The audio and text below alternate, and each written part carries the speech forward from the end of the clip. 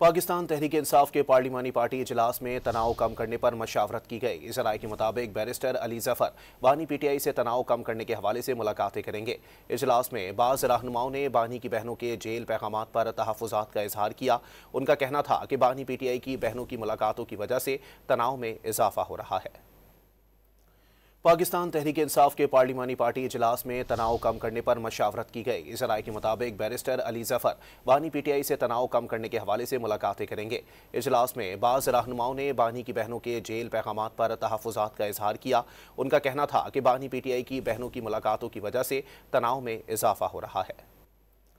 पाकिस्तान तहरीक-ए-इंसाफ के पार्लिमानी पार्टी इजलास में तनाव कम करने पर मशावरत की गई। इस राय के मुताबिक बैरिस्टर अली जफर बानी पीटीआई से तनाव कम करने के हवाले से मुलाकातें करेंगे।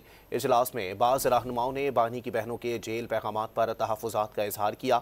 उनका कहना था कि बानी पीटीआई की बहनों की मुलाकातों की वजह से तनाव में इजाफा हो